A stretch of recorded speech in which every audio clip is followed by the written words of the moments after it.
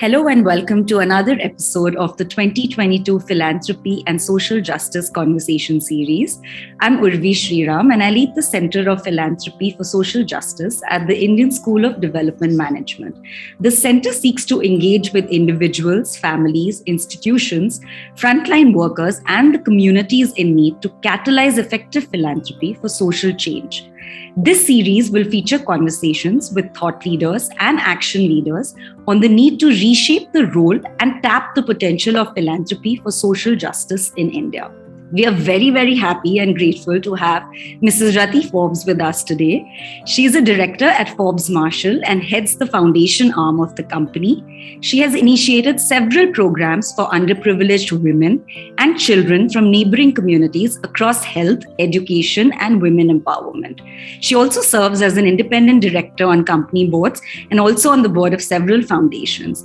She's passionate about this and is involved in several initiatives supporting the development of a strong ecosystem for effective philanthropy and an impactful social sector. Thank you very much, Rati, for joining us today. Thank you, Urvi. Thank you very much for having me. Look forward to our conversation. It's an honor. Firstly, Rati, just want to begin by asking you, what is it about philanthropy and the social sector that drew you to this work, and how did you begin your giving journey? So I think, like many of us, the early starts in philanthropy comes by watching what your parents do. And growing up with both my parents, who were very busy people, both professionally and otherwise, but who continue to practice philanthropy even as a very important and core part of their lives. And I started volunteering, and this was really initiated and supported by my mother when I was at the age of 13.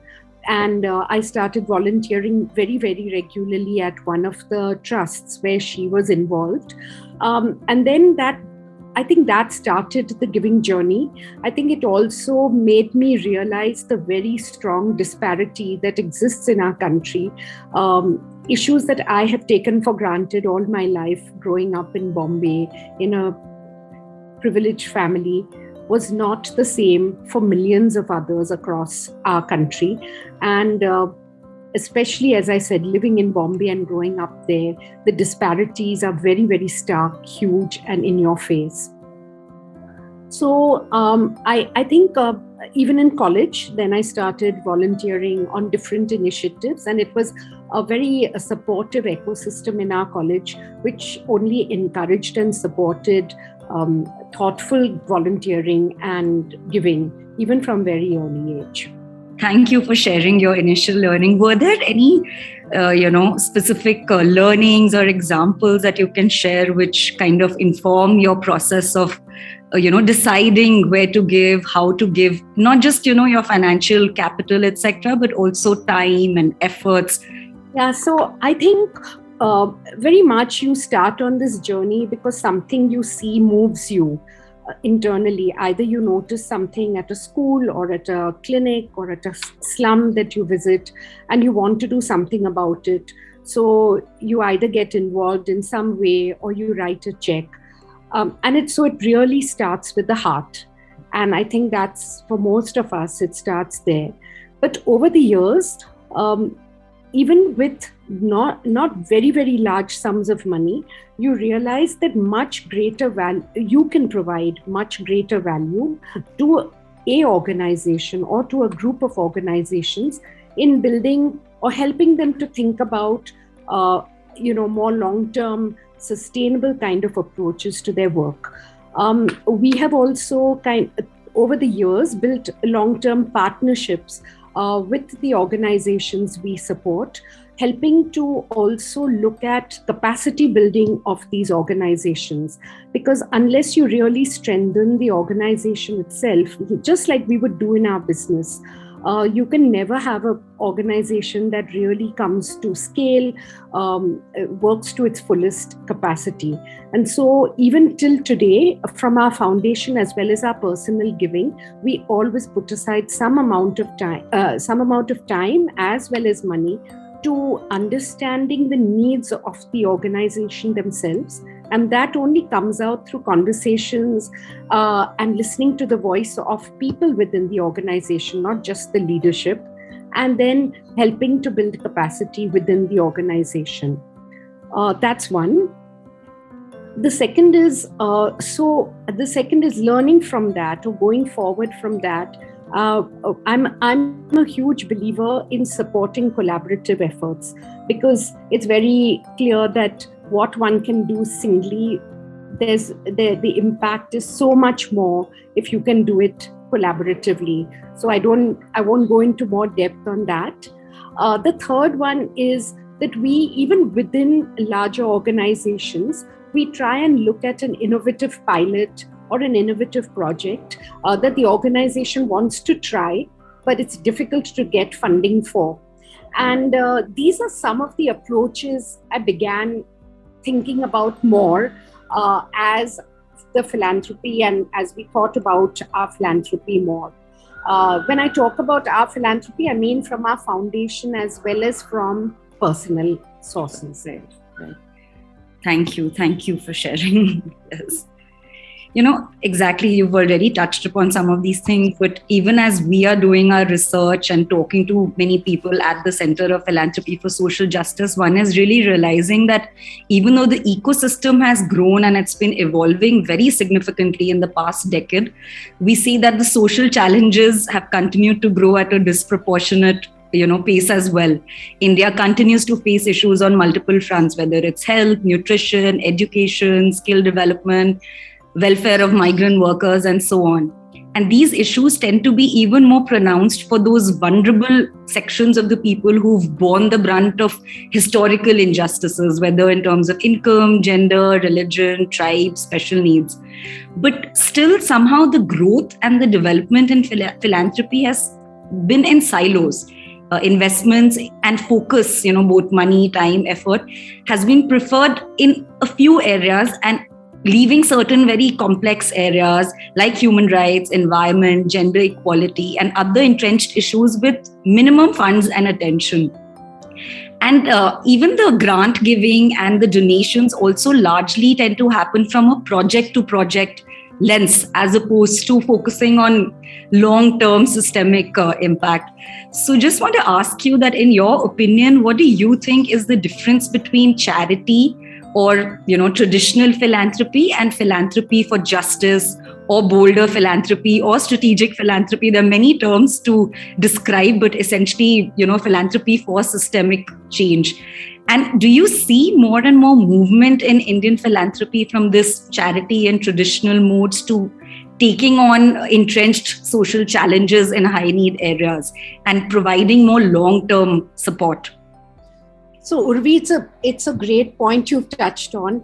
And coincidentally, somebody shared a quote from which Pierre Omidyar from the Omidyar Network talks about exactly this difference between what is charity and what is philanthropy.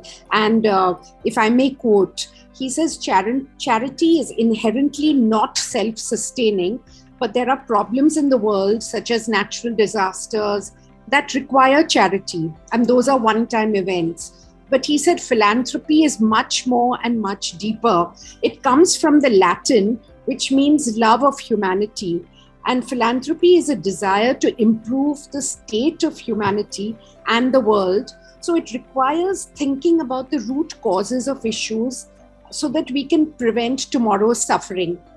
And if we want to make sustainable change, we have to put all the tools at our disposal to their best possible use. So I really resonate so much with that. And having said that, I think, how can we make grants in a more thoughtful and a meaningful way? Yes, charity can continue for, your local school or something that has been part of your family trust for a long time. But a small percentage could be put towards that. But I think more and more we need to think of philanthropy, as I just mentioned in the quote. And personally, we look at a couple of things. One is we try and look at supporting underserved communities. And by this, I mean, these are very small organizations, most of the time with just basic registration, and they have local leadership leading them, and they are working with migrants, they are working with Dalits, they're working with tribals, they're working with survivors of violence. And these are really very, very small niche organizations in one or two communities only, but they are unable to access funds, nor some of them don't even have websites. In these organizations, we do something which is twofold. We really try also to put some money to developing local leadership, because that's the only way the organization will develop and grow. If a local leader is at the helm and who is passionate, who understands the reality of the situation, rather than one of us coming from some urban area and trying to make changes which will never let systemic change happen. The other is that we particularly support, and this is personal philanthropy, is around vulnerable children and women. Again, we try and look at small and medium-sized organizations. This is an area which does not get the funding that it should. And again, we look at certain horizontal approaches. Like I talked about developing local leadership, innovative pilots. We also look at some horizontals like mental health and well-being, which has become even more imperative after COVID. So in every organization, we try and see, can we support something that will in some way support the organization even internally within their teams or with the target audience on mental health and well-being. And the second is on justice and governance. These are two areas, again, which most people shy away from or don't want to address. We've had some conversations with some organizations where we are trying actually to make them, in fact, give us a part of the funding to be actually sharply focused on this, so that, and in every way we have found that this makes a change happen if indeed one can really put some support towards that. Absolutely. It's so good to know about, all the work that you're doing with the really, really marginalized, the communities that you mentioned. And understandably, there are lots of obstacles in, taking this idea of a justice mindset forward, as opposed to, like you said, just charity or traditional philanthropy. Do you think you would be able to share a few of the greatest challenges that you faced or the foundation has faced when it comes to giving in certain areas or giving in certain ways? And how can those challenges be better addressed? So it's again an excellent question. I'll just give two examples. One is that individuals like us or even corporate foundations find it very difficult to find these organizations, find these local leaders, and who's credible, who is not, who has registration, who's going to do the due diligence, look at all the compliance, and also make site visits in some interior parts of our country. It's very, very challenging and very difficult. And even though in foundations we may have our teams, it still is a challenge. So I have found personally that the best way to give to this area is different ways that we have kind of tried to approach it.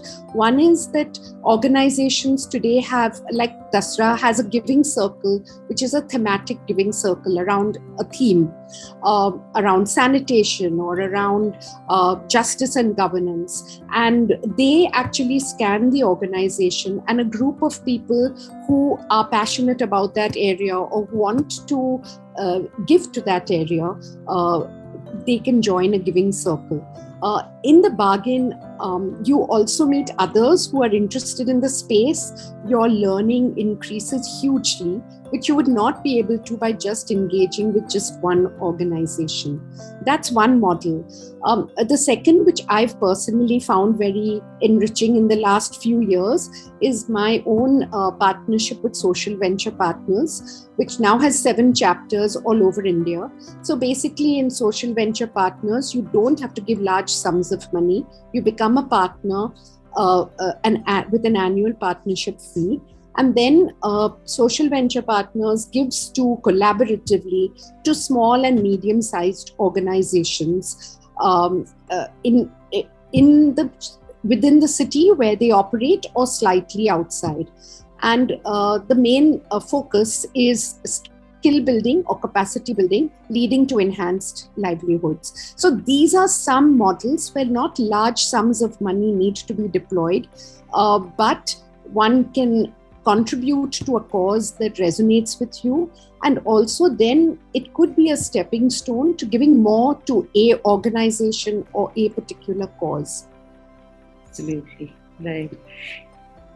Another thing that I'm thinking as you're talking is that, when we're talking about addressing these root causes that various communities are facing, like my learning and experience and whatever one has heard from people is that none of it can actually get addressed in a holistic way unless you really speak to, engage, listen to, and empower the communities that you're working for. So in your work, how have you embedded a need for strong relationships with the nonprofits that you're working with and with the communities that you're working with? And how do you kind of include them in your decision-making, in your strategy of the foundation? Urvi, we do it in 2 ways. One is that we really find it very, very crucial and key to listen to the voice of the organization, both internally as well as making site visits, understanding from key stakeholders on the ground.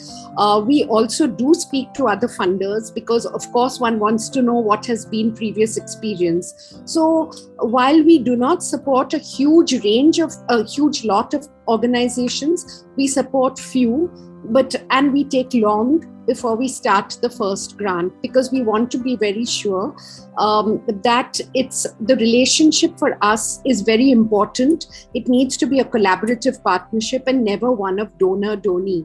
We really see it as one where we are equal and we are just supporting each other and learning from each other. That's number one. The second is that just like we support individual organizations, especially in the last 3 to 5 years, we have been supporting what under a vertical of what we call resilience of the social sector.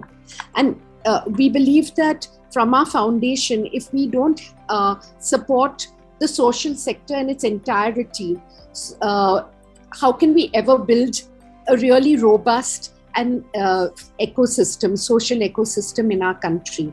So we do this in a myriad of ways. We are supporting some organizations which are intermediaries, which work with, say, data for good, which work with capacity building for branding, communication, better financial management, and so on. We also offer, we are supporting scholarships and fellowships for organizations to come to a program which maybe they would not be able to afford. And of course, we also support more general webinars in general. We also provide flexible funding. Many of us in foundations only focus on funding projects and activities. And I really believe we should trust organizations we are partnering with and have some amount of flexible funding or non-tied funding, not tied to a project or activity, but let them use it as they would. And we do this in our organization. So why is it that for NGOs and for those in the social sector, are we so keyed up about every last rupee and paisa has to have an outcome and an impact?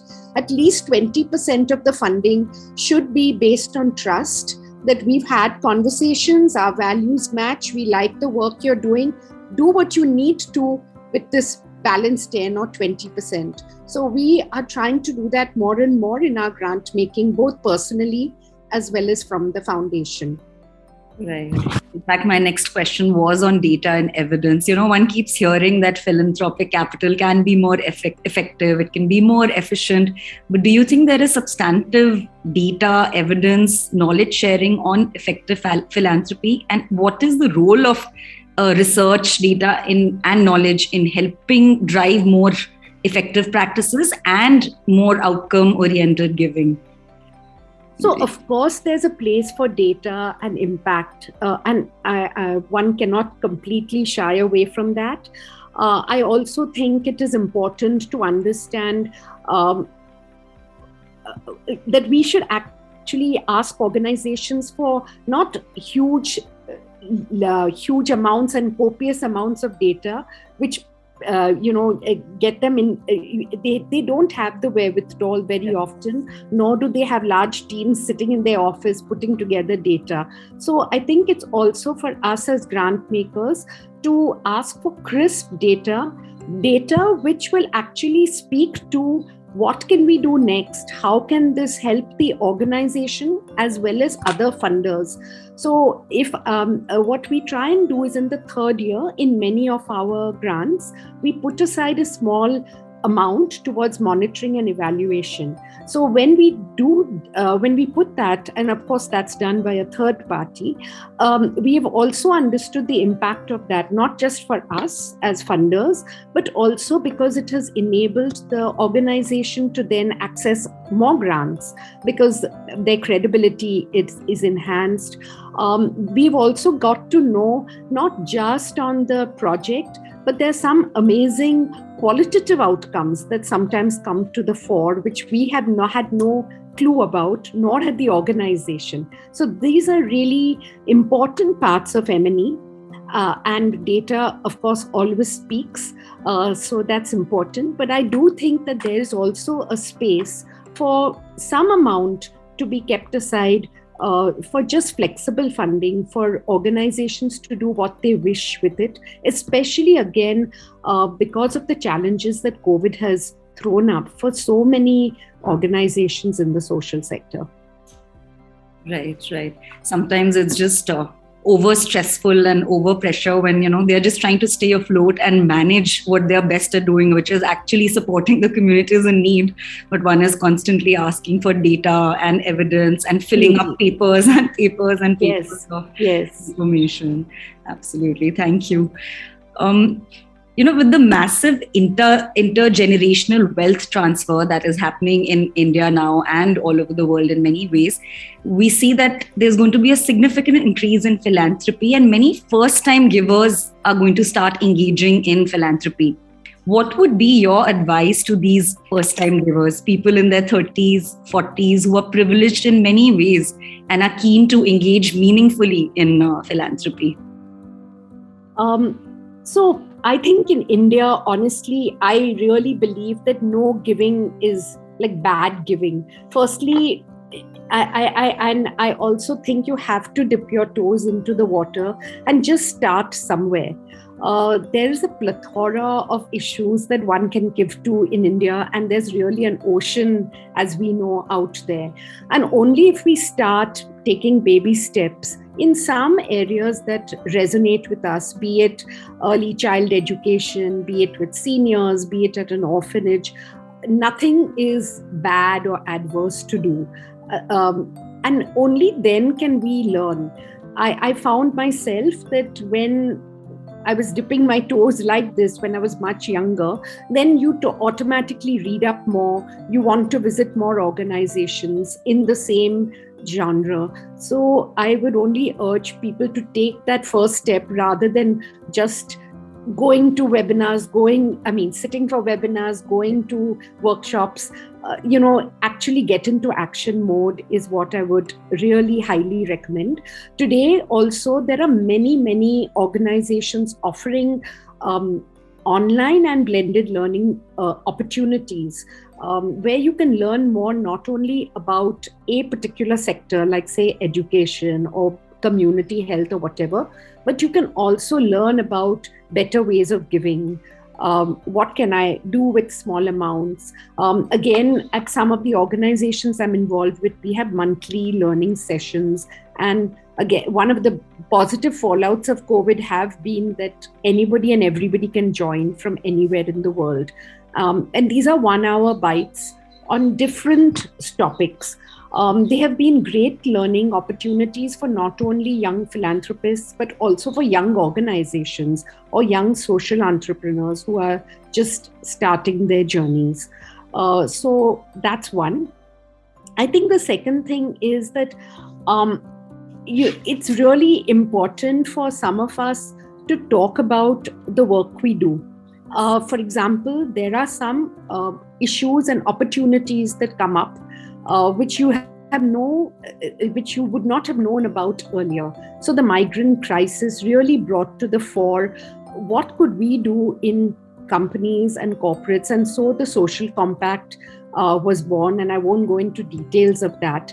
But I think it's very important for us to also speak about this at varied forums on what one can do, how one can change or help and support the government in aiding them to change some sort of intrinsic social issues that are existing.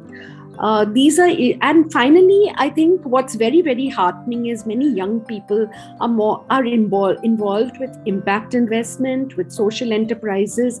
I also think that's a great first step. One of the approaches that we've taken in our own company, which has really resonated with a lot of the younger people, is not just pure philanthropy or charity or CSR, but what we have is what we call our shared value approach. So in the shared value approach, which is well known, the Michael Porter Harvard article, we have actually gone into action mode and have it as a vertical as part of our corporate sustainability team. And what we do is we try and identify an issue, and this was done by one of my colleagues, an issue in our company itself, which can be better addressed by people from a more vulnerable source, or people who and we've really piloted these 2 or 3 shared value pilots across our company in the last 2 years, which has hugely gained momentum as well as engaged many of our younger people in the company. Because it's different from the usual CSR initiatives. It's a win-win for both the people who we've engaged with from the outside world, as well as, of course, for our company itself. And here again, we have collated both qualitative as well as quantitative data. So I could always share that with you at some stage. Thank you. That'll be great. That's exactly, our aim at the center is to build research which is, rigorous and, both quantitative as well as qualitative in terms of just mapping out philanthropic behavior, motivations, drivers, and also focus on some action-based research. So would love to engage more with you and, have a conversation on that. Great. And just last 1 or 2 questions just to end this. What do you think is likely to be the role of Indian philanthropy, let's say 10 years into the future, in reducing inequalities? Specifically? I think one thing is that there is we have just tapped the surface of philanthropy in our country. We continue to go to the same foundations or the same HNIs in the larger metros, but I think the sort of philosophy of philanthropy, of giving, is really embedded in our Indian values and ethos. All of us, from whichever family one talks to or speaks to, not necessarily those only in places of privilege, have always given back in some way or the other. You will find that in any family or anybody you talk to. It's interesting that one of the foundation boards that I sit on, they they ask for contributions through a call center. And it's unbelievable the amounts that people have given, even just with these through call centers. And these are all very, very so-called ordinary families from all walks of life. So I think we are only continuing to tap or know about very, very large foundations, very ultra high net worth individuals. But I do believe that we need to go into our tier 3, tier 4, tier 5 towns, build awareness around meaningful philanthropy, and then make changes even more at the local level. I hope this would happen more and more. And you see this trend. You do see this trend already. But I hope this would happen even more in the next decade. Thank you. Thank you so much for, such useful insights, for sharing your vision and aspirations with us, and for your perspectives on how philanthropy can contribute in meaningful ways to building the kind of society we all want and need. Thank you. Thank you so much. We will be exploring topics related to philanthropy for social change and justice through a series of such conversations through the year. And we will be seeking answers to the critical question of how can we together multiply and amplify the potential of philanthropy to tackle complex social issues and truly promote inclusive and sustainable human development. Thank you so much for joining us today, Rati. Thank you very much, Urvi. Thank you. Thank you.